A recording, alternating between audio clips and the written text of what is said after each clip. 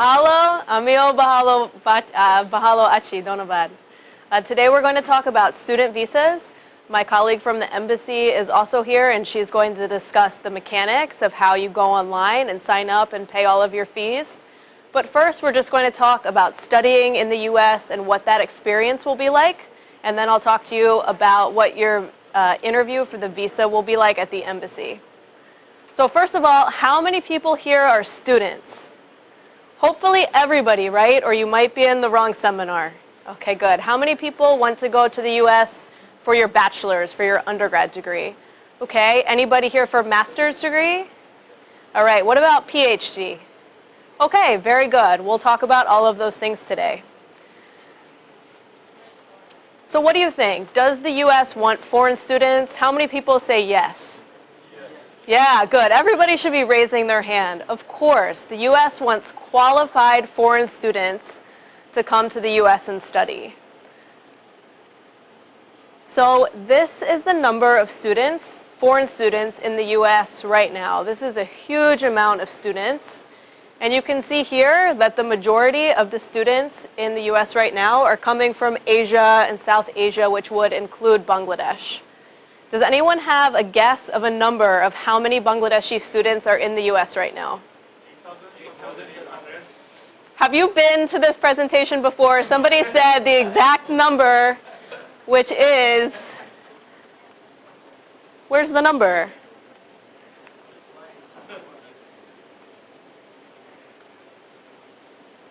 Oh, okay, so this number is a little low. Whoever said 8,000 is correct. We have a little over 8,000 Bangladeshis in the U.S. studying right now, and this has been an upward trend over the past 5 years. More and more Bangladeshis are going, which we're all really excited about. And if you take notes today, which I see some of you are, soon you will also be in the U.S. studying, and you'll be part of this number, which is very exciting. Okay. Does anyone have an idea for this? Why would the U.S. want Bangladeshis and other foreign students to go and study in the U.S.? You can raise your hand and I'll call on you. Just like class. You, sir. Yeah, research. The U.S. has so many research institutions, and we need more qualified students to come and participate in that research. Anyone else have an idea? Don't be shy. Or I'll call on you, cold, like this lady smiling at me. Do you have any ideas? No. You, sir. To find out qualified students. To find out? Qualified students. Yes, to find qualified students, that's correct. And why do we want more qualified students in the U.S.? If you don't know, that's okay. I'll tell you now. One of the biggest reasons is for diversity and understanding. The U.S. is a very diverse country, and we love having more students coming into our universities to add that diversity and cultural understanding. And then we think that the Bangladeshi and other foreign students will return to their country and teach people here about American culture. So it's a great partnership and exchange.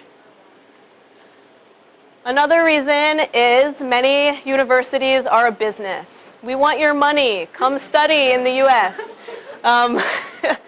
As you can see, $39 billion was contributed in 1 year by foreign students being educated in the U.S. So it's a lot of money for us. Maybe the better question, why should you all study in the U.S.? Besides your parents telling you to study in the U.S., why do you want to study in the U.S.? Does anybody want to share? You can just shout it out. You can go ahead. Quality education. Quality education. Thank you. To gain knowledge and serve my country properly, and use my knowledge in better purpose for our country to gain knowledge. That's a great answer. Great, thank you. Anyone else? Yes? The U.S. provides a large number of scholarships. The U.S. provides a lot of scholarships. That's true. Are there any other reasons anyone wants to study in the U.S.? And the quality, absolutely. Let's see, I think you got all of them. Yes, some of the world's best colleges and universities are in the U.S. The U.S. has so many different types of schools. We have big state universities, we have private institutions, community colleges, we have everything. Amazing innovation and research. Some of you spoke about that as well. We always need more qualified students to participate in these learning activities. A multicultural environment that goes back to diversity. And engaging campuses. Many students in the US will live on campus, and campuses in the US are typically very big and have a wide array of activities. Anything you might want to do, you'll probably be able to find on campus life, such as multicultural groups, singing groups, political activities, lots of sports, sororities. What did you say? Yeah, I just say sports club. Yeah, lots of sports clubs. I don't know if there will be cricket clubs on your campus, but maybe that's something you could start if you're interested in it. Okay, so the interview. This is the reason you're all really here today, right? Let's talk about the interview. So if you came to the embassy and I interviewed you, what do you think I would ask you? What do you think I want to know? Anybody have an idea? Financial statement. Financial statement, sure. I would want to be able to see that you could pay for the school that you've been accepted to in the US. Anything else? Students are qualified or not. Absolutely, if the student is qualified. Anyone else? What is your goal after completing your PhD or MSc or PhD? Sure, I want to know your intent. Do you intend to go to undergraduate, get a master's, get a PhD? What are you going to do? So you hit all three of these. I think a lot of you have attended this session before. Then you're all just very smart. So first, what's your intent? This is pretty much your story. I can almost guarantee the consular officer will ask you, what do you intend to do in the US? And that's when you can explain, well, I just finished my A-levels and I'm going to undergrad and I'm not sure, but I want to study this. Or maybe you just finished your bachelor's and now you want to get a master's degree so you can get a certain job here in Bangladesh. Whatever your story is, whatever your intent is, be ready to tell that to the officer. That also goes into number 2, your qualifications. In the US, it's pretty common to change your area of study, and that's totally okay. But let's say you had a bachelor's degree in English literature here in Bangladesh, and now you're coming to your interview and saying you want a master's in electrical engineering. You would need to be able to explain how you're going to do that and how you have the qualifications for that. And 3, funding. This will be on your I-20, which we'll talk about in a minute, but the consular officer will be able to see if you have any scholarship. And then if you don't have the scholarship, it will tell the officer how much money you have to pay for that first year. Whether it's $5,000 or $50,000, you'll have to explain how you're going to pay that money. Whether that's coming from your parents or a relative, or maybe you've been working here in Bangladesh for the last 10 years and have some money saved up. Whatever your personal situation is, you'll have to be able to explain that. This is a sample of Form I-20. And here you can see it has a financial section, and it will, I think this works. It'll list the amount that you owe. $57,000. So if this was your I-20, I would say, please explain how you'll pay that much money in the US for your first year. So I need to explain only for first year, or I have to tell them how I need to pay for 4 years? Well, your I-20, that's a good question for those watching. Yep, this lady asked if you have to be able to explain how you'll fund all 4 years or however long your program is, or just for the first year. The I-20 just covers the first year and what you'll owe, but if you can explain how you'll continually pay for your education, that would probably be better.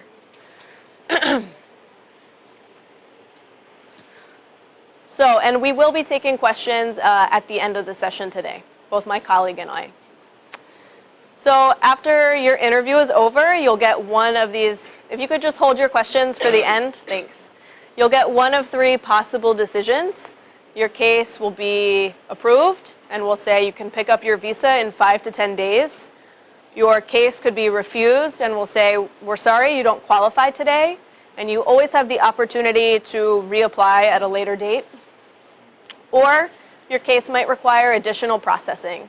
And in that case, we might ask you for more information that you'll need to submit to us as quickly as possible so that we can make a decision, after which your case will either be approved or refused.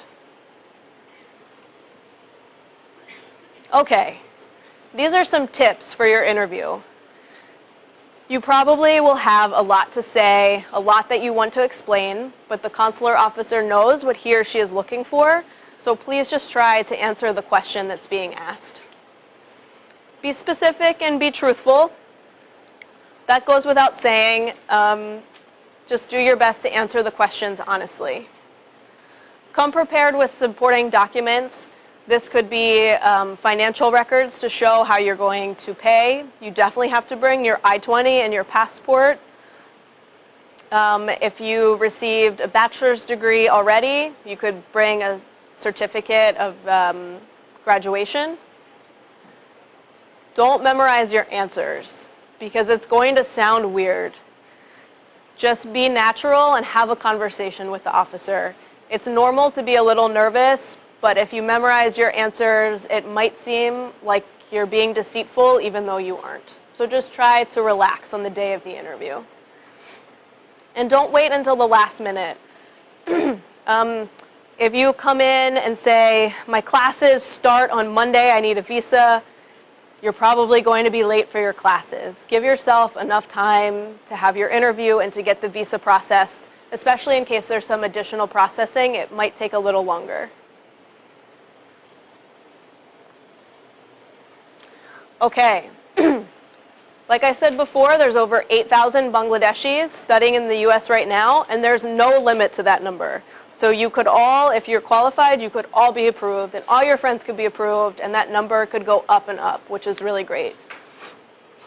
We get this question a lot. A lot of Bangladeshis have family members living in the US. Maybe your aunts or uncles, parents, or siblings live there.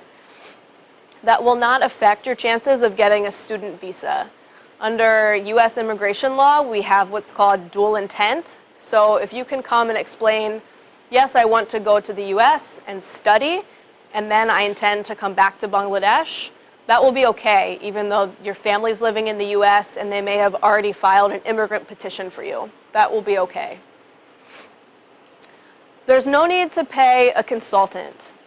There are a lot of consultants here. Some of them might be okay, but a lot of them charge very high fees and they don't give good advice. If you go on our website, you've all been to this informational presentation today. You should have all the information you need to do this process by yourselves. And the US does not discriminate against anyone for gender, ethnicity, race, age, or any reason. Each of your applications will be looked at based on only the 3 factors I said before: intent, qualifications, and finances. Okay, so the purpose of this visa, which is a non-immigrant visa, which means you intend to go to the US for the stated purpose to be a student, and then you'll come back to Bangladesh. So this means that you can't go there and work. It also means that you can only enter the US 30 days before your classes start. You have to remain a full-time student. You can't drop down to take part-time work. Your I-20 will say how long you can remain in the US, and you have to file timely extensions to stay in status. If you don't stay in status, you'll have problems. And then after you graduate or after your program ends, you have to leave the country after 60 days.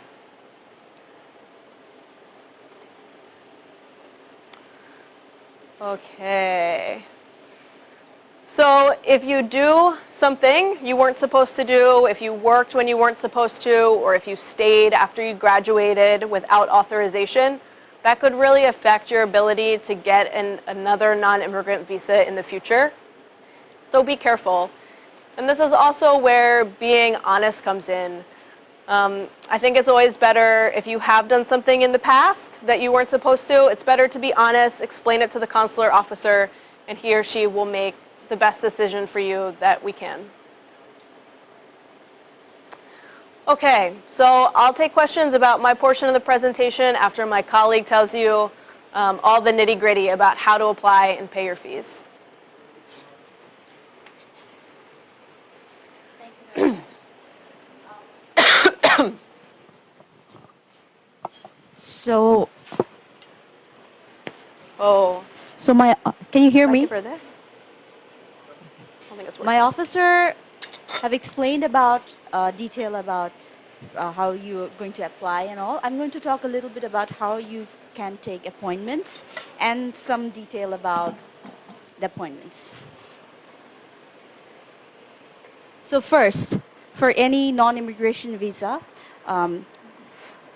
first of all, you actually need to go to this website and you need to fill out this form, which is DS-160. It's basically a form for all non-immigration visas. So before you go to any next step, you need to fill out this form and you need the number to go further with your application process. Next, we should talk a little bit about the SEVIS. SEVIS is Student Exchange Visitor Information System. So any outside students outside from the United States of America going to the USA needs to fill out and needs to pay the SEVIS fee and fill out the SEVIS form. The SEVIS fee is $350 and this is an online payment. You have to go to the fmjfee.com, this website, to pay the SEVIS fee. And we suggest you to pay the SEVIS fee at least 7 days before your interview, because it takes a while for the fee to be activated in your profile. And it is very important that this fee is activated when you come for the interview. Otherwise, there will be a problem during the interview. And after that, you need to create your profile, basically to the website that we have shown earlier. Yes, this is the website. So you need to first create the profile and then pay the MRV fee. So this fee, this is another fee. This fee can be paid at the 59 Eastern branches. Eastern Bank-এর যে কোনো ব্রাঞ্চে আপনারা এই ফিটা pay করতে পারেন, and then after you pay the fee you can schedule for an appointment because you need the receipt to schedule for an appointment. And we suggest you to schedule for an appointment actually in advance as soon as you can, because sometimes it can take some time to get the appointment. We get a lot of requests for appointments, so we cannot guarantee you will get the appointment at the time you want. And it's very important that you select the document delivery location. There are 3 locations: Dhaka, Chittagong, and Sylhet. And I assume like majority of you are from Dhaka here. So you need to select these locations. This is very important because otherwise we won't be able to give back your passport after the visa is issued or not issued. So when you schedule an appointment, we advise you to come for the appointment at the first day, but if something happens, if in any case you cannot come to the appointment, you can reschedule your appointment. But you need to remember 2 things.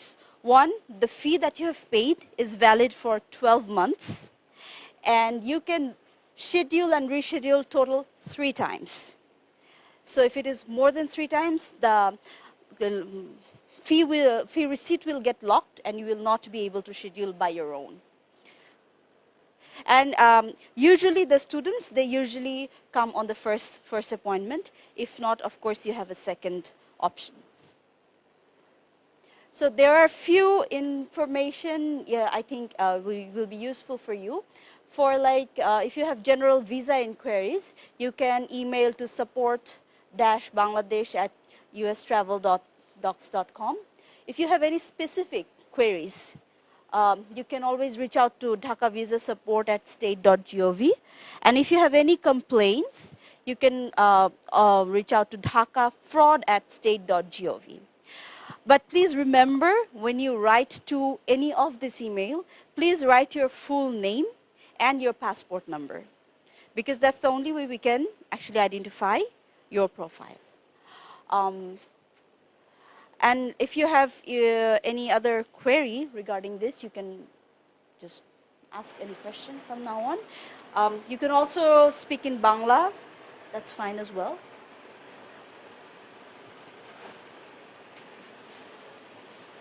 Hello reschedule করার সময় কি একটু করতে জোরে হবে বলবেন, শুনতে পাচ্ছি না। রিশিডিউল করার সময় কি আমাদেরকে আবারও পে করতে হবে সার্ভিস ফিটা? না, আপনাদের যে ফিটা পে করেছেন ওটা 1 বছর পর্যন্ত ভ্যালিড থাকবে। তো আপনারা যদি 1 বছরের মধ্যে এটা রিশিডিউল করেন কোনো কারণে, তাহলে ফিটা দিতে হবে না। কিন্তু এটা যদি 1 বছরের বেশি হয়ে যায় এবং সব মিলে 3 বারের বেশি হয়ে যায়, তখন আপনার রিসিটটা লক হয়ে যাবে। তখন আপনাকে আবার হয়তো ফি পে করতে হতে পারে, আবার অনেক সময় আপনারা অ্যাপ্লাই করলে আমরাও চেষ্টা করতে পারি, এটা ডিপেন্ড করে। জি I-20 নিয়ে জি বলেন। মানে সেকেন্ড ইয়ারে কি আমরা I-20 পেপার আরেকটা পাবো? মানে যদি আমার 4 বছরের ডিগ্রি হয়ে থাকে। Okay, if it is a 4 years degree, do they get a second I-20 in the second year, or it's the same for the throughout the? I'm not sure. I'd have to look into that and let you know. But you'll see on your I-20 how long it's valid for. You might have to file for an extension. So আপনার ফর্মেই আসলে ওটা থাকবে যে আপনার I-20টা সাধারণত এটা আপনার যত দিনের কোর্স হয় ততদিন পর্যন্ত একটা ভ্যালিডিটি থাকে I-20টা। এর মধ্যে যদি আপনি ধরেন অনেকে মেজর চেঞ্জ করে, অনেকে ইউনিভার্সিটি চেঞ্জ করে, সেক্ষেত্রে I-20টার একটা পরিবর্তন হয় তখন। কিন্তু একটা I-20 আপনার একটা পুরো কোর্সের জন্য, পুরো প্রোগ্রামের জন্য ভ্যালিড থাকে সাধারণত। Just একটু wait. জোরে বলবেন, তাহলে সবাই আপনার প্রশ্নটা শুনতে পারতো। I-20 জন্য ফর্ম পাঠিয়েছি, আমি এখন একসেপ্ট করিনি। আমি এখনো একসেপ্ট করিনি, মানে ওয়েট করতেছি আরও ভার্সিটিগুলোর জন্য। কিন্তু কখন মানে অ্যাপ্লাই করা উচিত মানে ভিসার জন্য? আপনার যত তাড়াতাড়ি সম্ভব অ্যাপ্লাই করা উচিত। মানে অ্যাটলিস্ট কতদিন এই ধরনের কোনো like at least How how long early? you should wait to apply for a visa? So like student visa So classes starts in in August or September. September. By when Yeah. we should apply for visa? You should go online and see what the next interview date available is for an F1. It will never be too early. We won't be able to issue your visa that early, but we could still give you a decision.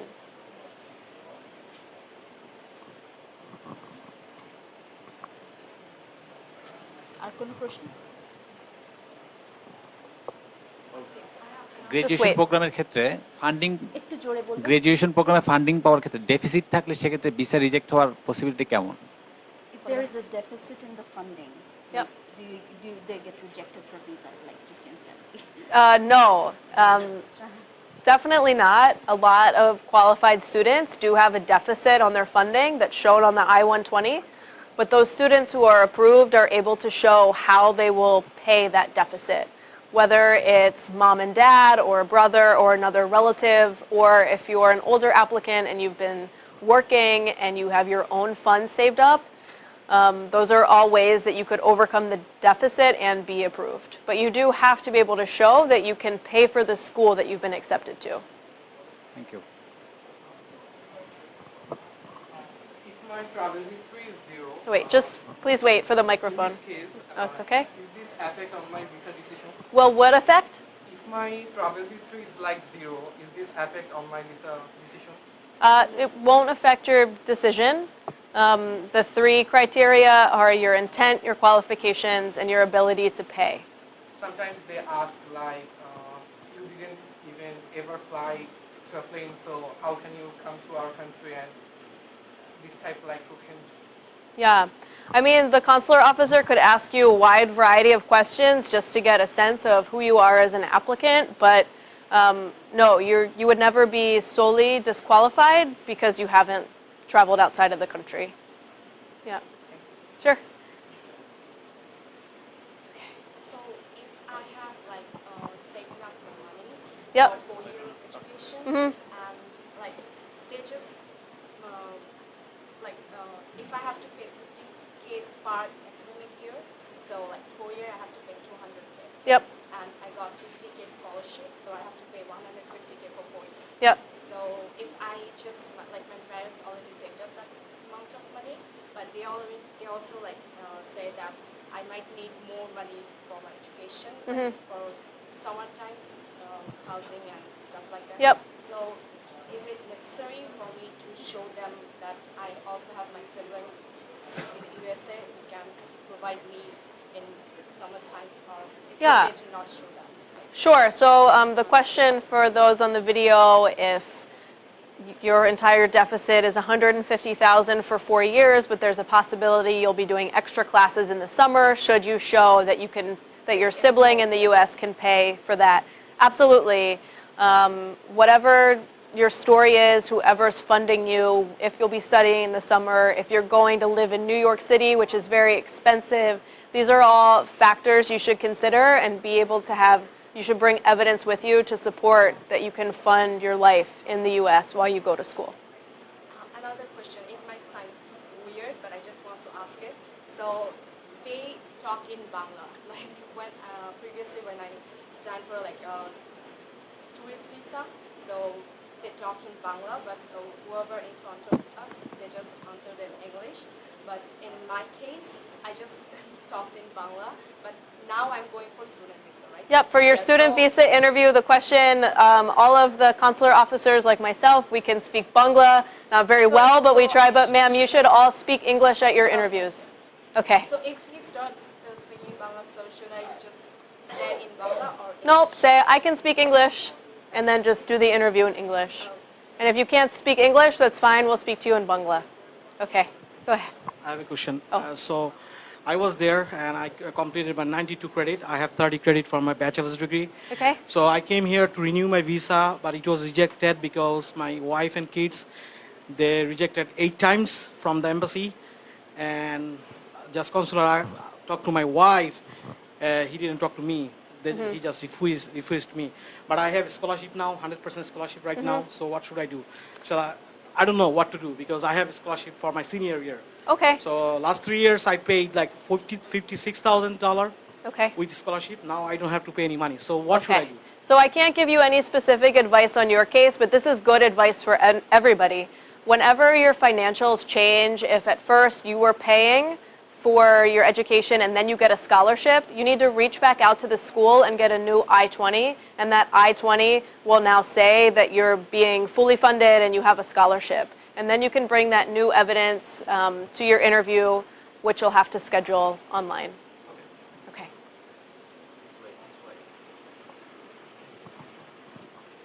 So I have some questions about switching my majors. Like I am Sure. from civil engineering background, and now I want to switch my field from civil engineering to data science or business analytics. So in that case, when I talk to my senior brothers, they always say I need some kind of job experience or say like research experience in order to switch my fields. Is it really necessary, or is it just my intentions and my explanations that I want to switch my fields? Just give me a chance. Somewhat like that. It might be an Education USA question, but that's not really one of the 3 criteria, is it? Your intent, your qualifications, and financials. So there's no work requirement experience to get a visa to study in the U.S. If you are changing your major, you just need to be able to explain why and how you have the qualifications to do that. You know, there are education news advisors here, so after this session, you can direct your questions towards them. I think they can better answer this question. Sure. Can you send the microphone back? Oh, we have another one. I have multiple questions. The first one is, if in my I-20 I have no deficit, suppose I'm fully funded. Yep. In that case, do I need to show any financial statement? I would still have it with you. The consular officer could ask you for anything, so it's better to be over-prepared. In that case, what is the safe amount do you suggest to present? There's no safe amount, there's no recommended amount, but if you're fully funded in New York City and it's an expensive place to live, the officer may ask you some additional questions about finances. Another thing, suppose I have a deficit of around 5K to 15K, it could be anywhere. In that case, what is the amount do you suggest to present? Okay. Like if I have a deficit of exactly 5K, and if I present 5K, will it be enough, or I need to present more than that? Okay, so there's no magic formula for how much money you have to show based on your deficit, but you do need to be able to convince the consular officer that you or your family has sufficient amount of funds to pay whatever the deficit is. It's So kind I of would like say do your evading best. the question. I'm sorry? not getting any exact There amount. is no exact amount, even among us officers, there's no exact amount because we look at you as an applicant as a whole in the totality of the circumstances. So there's no number that I can give you because that doesn't exist. So just do your best, and you'll know best who is actually going to fund your education and how they'll do it. So you just need to show that on paper and be able to explain your story. Okay, thank you. Okay. I-20-তে apply করার জন্য যদি একটা মানে আমি যদি হয় যে একটা ভার্সিটিতে অপরচুনিটি পাচ্ছি এবং সেটার জন্য আমি অ্যাপ্লাইও করলাম ভিসাতে, কিন্তু কিছুদিন পরে দেখা গেল যে হয়তো আমি অ্যাপয়েন্টমেন্ট ডেটও পাচ্ছি, কিন্তু কিছুদিন পরে আমি হয়তো আরেকটা ভার্সিটি থেকে একটা বেটার অপরচুনিটি পাচ্ছি। তো সেই ক্ষেত্রে যদি আমি I-20 ওই পরের ভার্সিটি দিয়ে I-20 দিয়ে আমি যদি ভিসা অ্যাপ্লিকেশন করতে চাই, তখন কি আমাকে সেভিস আবার অ্যাপ্লাই করতে হবে, আবার আর ভিসার জন্য কি আবার পে করতে হবে কিনা, মানে ভিসা অ্যাপ্লিকেশনের জন্য? So basically, she Got a new applied I-20, to yeah. two universities. She got the I-20 from the first university. She paid the fees and all that, prepared for the interview. So now she gets the opportunity from the second university, which is a better opportunity. So her question is now, does she need to pay the service fee and the visa fee again for the new I-20, or she? Do you know? No, I don't. It's a new university. It's a new university. I think she does.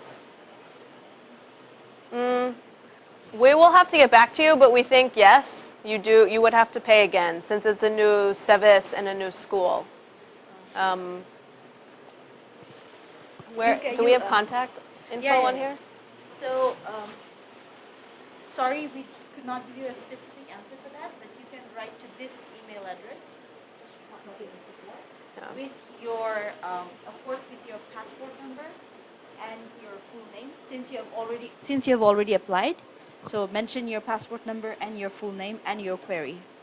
Yeah. So I have another question. Okay.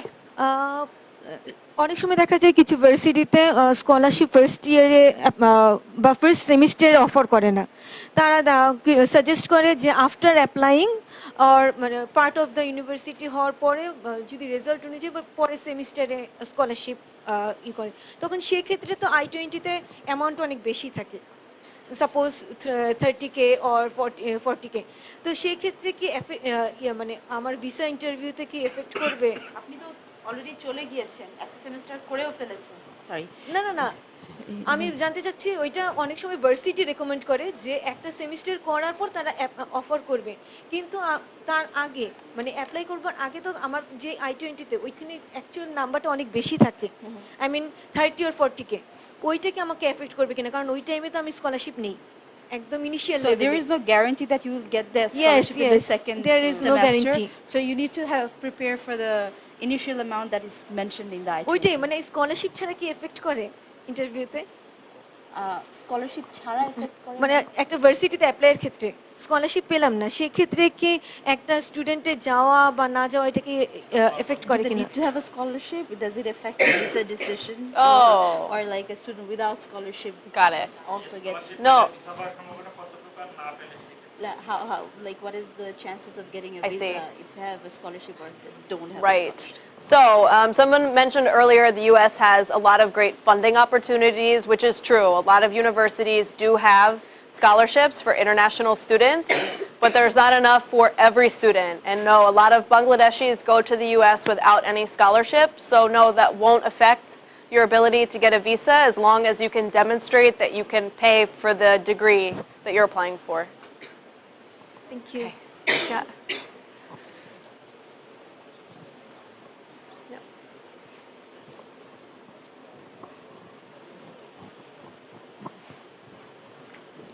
So if any of my relatives has applied for me, he or she has applied for an immigrant party. She has applied for me for Yeah. the immigration visa.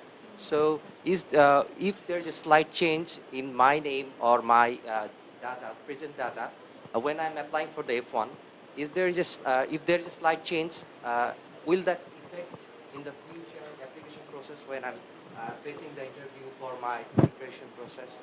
I would say this goes back to the slide about being honest and being specific. So you could tell the officer, or even maybe mark it somewhere on your DS 260 that you have another application with a slightly different date of birth. You should definitely tell the officer at your interview.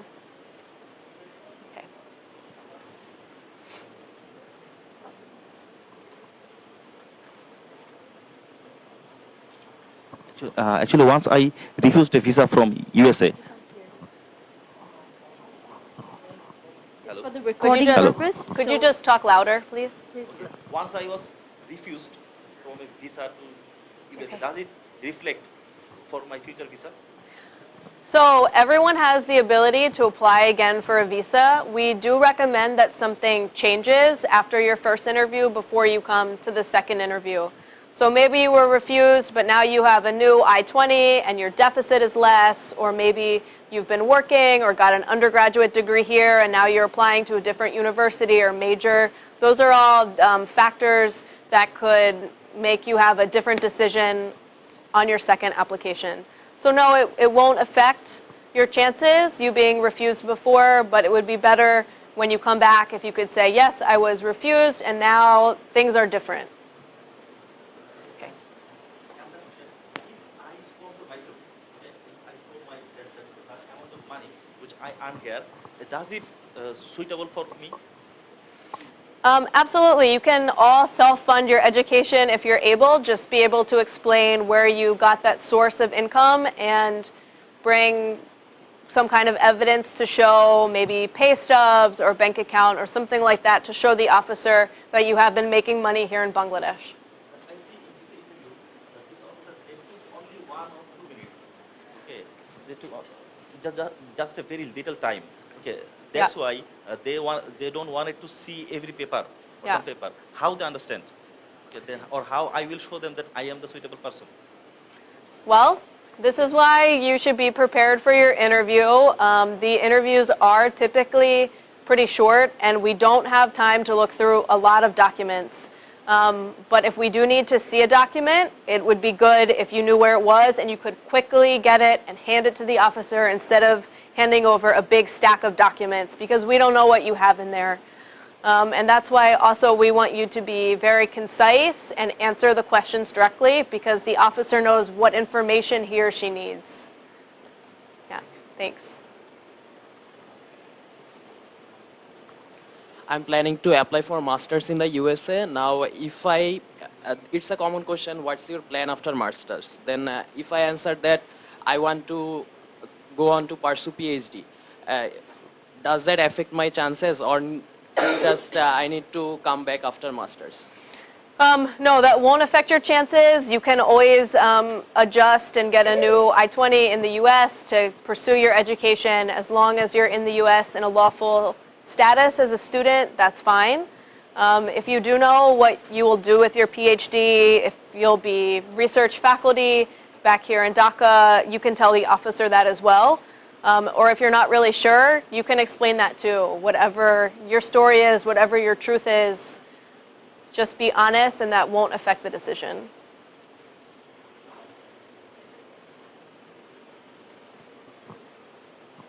I have another question. Like, I have a student visa for 1 year for the masters, like in Florida State University. But after one semester, maybe my performance is bad, or I am deciding I will not study in Florida State. I will jump to the Kent State University or Ohio State University. So that time, should I need to apply again for student visa, new student visa? Changing your university? Yeah, I will changing university, but I have a visa for 1 year. But Yeah. if I change the university, so should I apply for? Yeah, Another? you'll get a new I-20. So yes, you will need to let the government know, and you'll get a new I-20. And it will all be updated online on the SEVIS system. After canceling my admission in Florida, then I will receive a new I-20 and apply for new student visa. You are meaning? Well, that? you can't ever be out of status. So if you stop going to one school, you have, the slide said 60 days only that you can remain in the US. Otherwise, you'll be out of status, and then that would negatively affect your ability to get another visa in the future. So you have to be very careful. You always have to maintain your student status.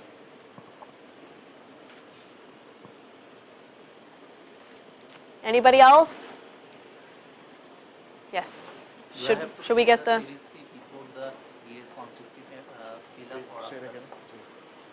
Do I have to pay the service fee before the DS 160 form fill up or after that? Actually, the service fee, it takes like 7 days for the fee receipt to be activated in your profile.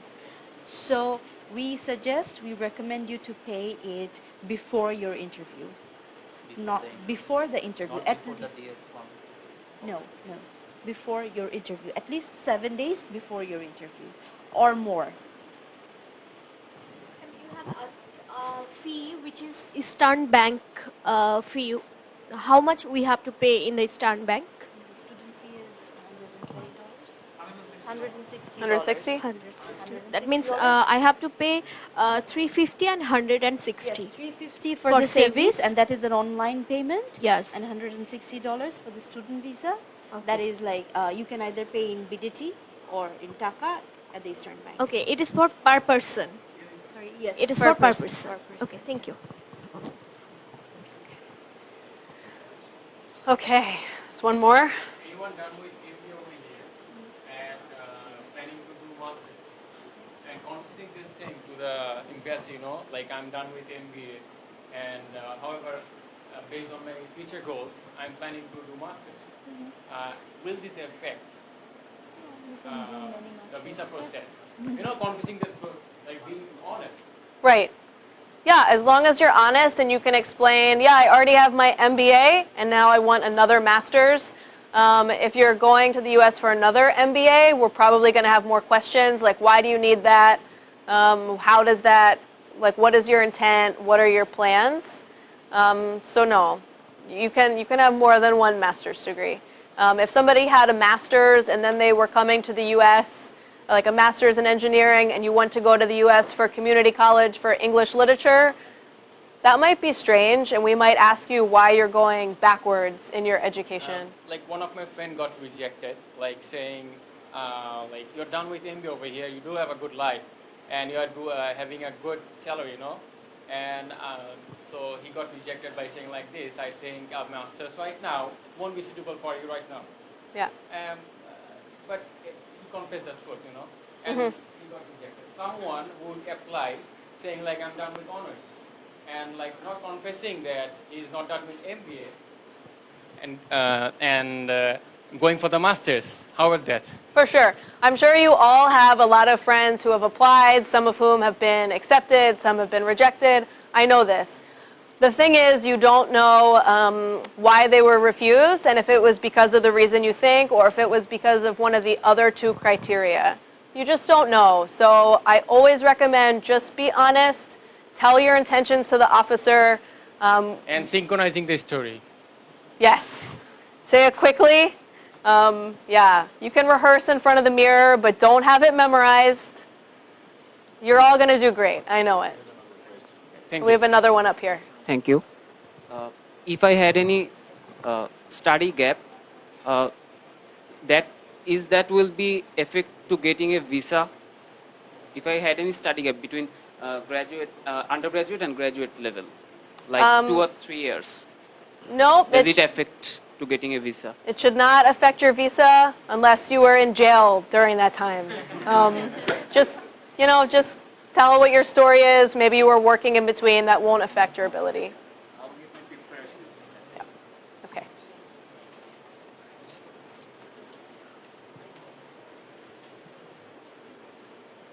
Okay. All right. If those are all the questions, I just want to thank you all so much for coming today and for your interest in studying in the U.S.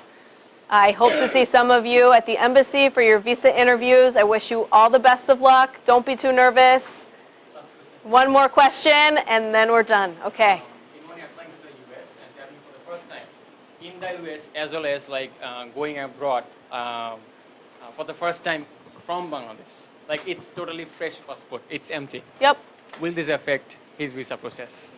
No, it won't affect your visa process. There's no requirement that you have prior international travel. Thank you. Okay. All right. Thank you so much. Good luck. Study hard. Thank you. Bye.